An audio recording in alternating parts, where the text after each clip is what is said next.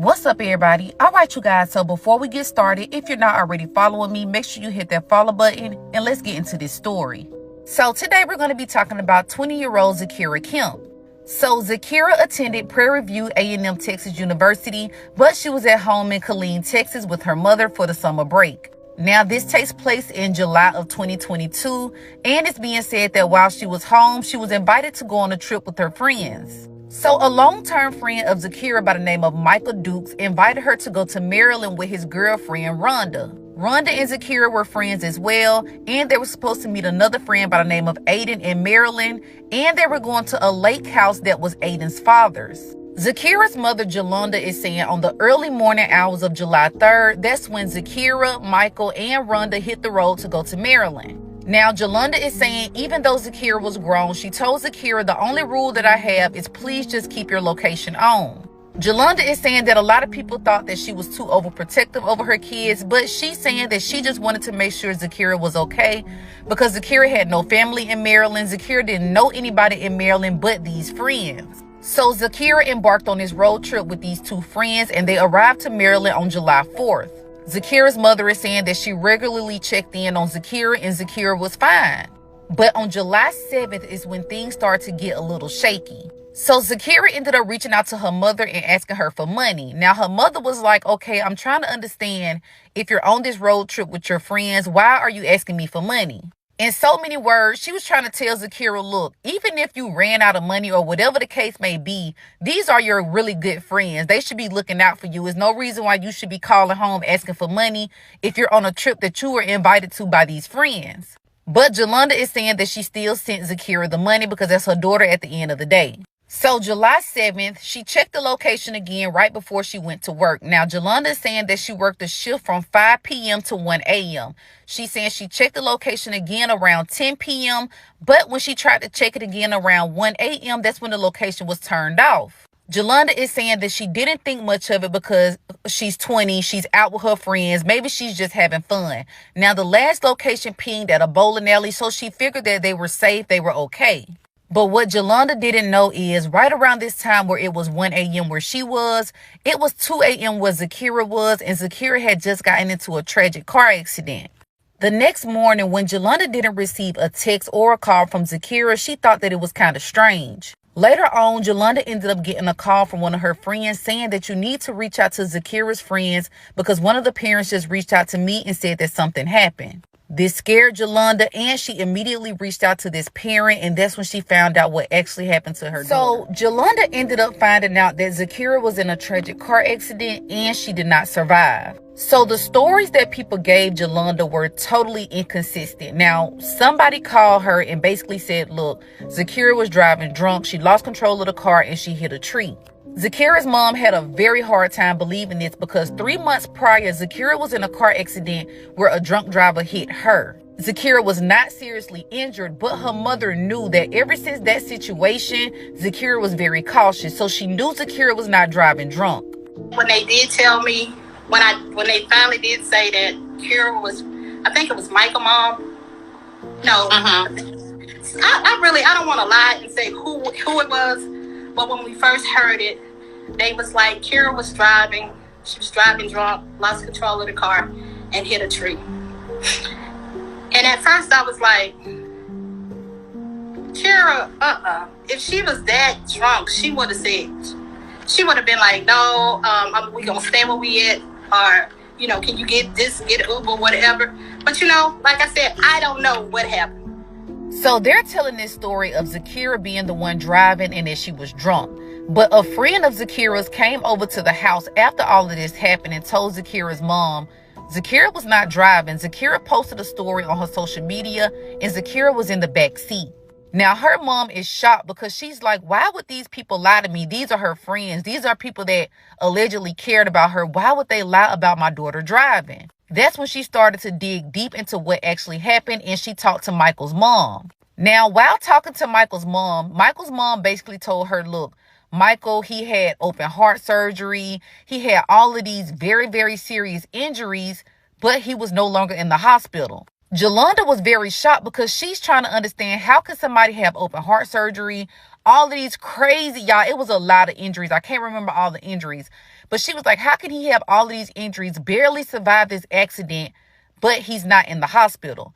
Michael's mom then said that Michael left the hospital because he was afraid. She's saying that he didn't trust the doctors. He didn't trust the things that was going on. So he decided to leave. But that doesn't make sense. There's no way that you can just leave the hospital after having all of these injuries. So Jolanda goes to Maryland on the 16th of July because she's like, I want to see the crash site. I want to see where all of this took place.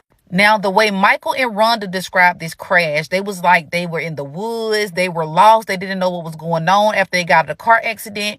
And Michael is saying that he pulled Rhonda out of the car but was not able to save Zkira. But when Jolanda got to the crash site, it was actually in somebody's front yard and there were no trees. So she's trying to understand, how did Zkira lose control and hit a tree? Nothing that nobody was saying added up. After getting the autopsy report, we do learn that Zkira was found in the rear seat of the car, recently involved in a collision with a tree.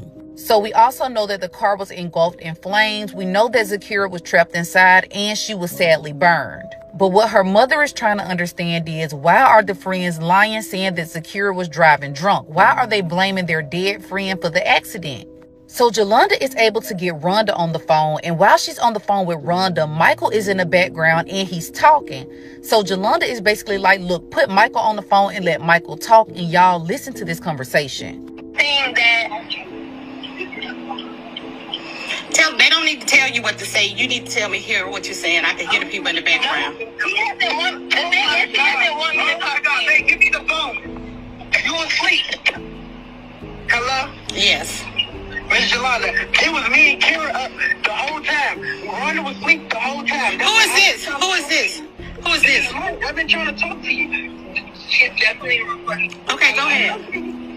So as Jolanda is talking to them, you hear Rhonda in the background say she's definitely recording. Why are you so concerned about her recording?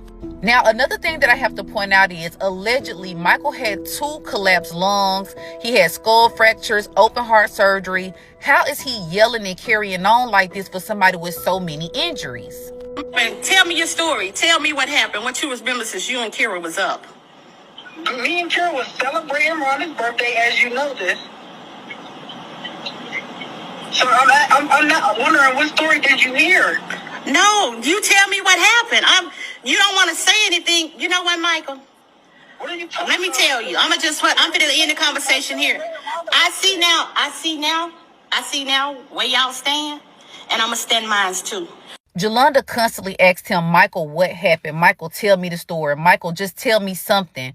He wouldn't tell her anything. He kept backtracking. He kept basically saying, what do you want to know? What questions do you have? And she's saying, I don't have a question. I just want to know what took place. What's the story? He's struggling to say anything. He won't say who was driving. He won't say if they were drinking. He won't really say anything on that call. And I believe the reason is because he knew that they were recording.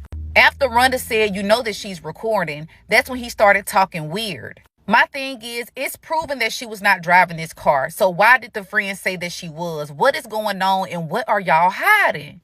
Now, another piece of this is Miss Jolanda is also upset because she was not able to receive her daughter's remains the way that she wanted to. She wanted to have a proper funeral for her daughter, but the coroners kept saying that she had to cremate her. They didn't even want to release the remains to her unless they knew that she was going to cremate her. But she's saying that that's taking away her rights and she should have had the right to do what she wanted to do with her daughter.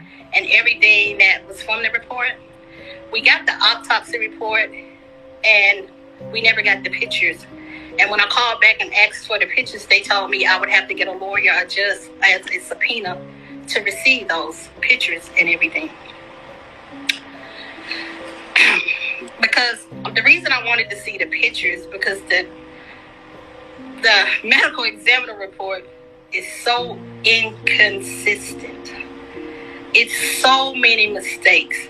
Because in the thing, it said that she had no arms, right greater than left. But they said the identification tag was on the right wrist.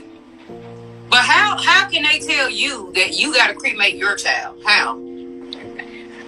That's So another crazy part of this story was when she went to the crash site. Of course, I told you guys it was in somebody's front yard. So when she talked to the lady whose yard it was in, because she wanted to put up like a little memorial for her daughter, the lady told her that there wasn't a girl in this car wreck that died. There was a man that came by and he said that he lost his son in the wreck.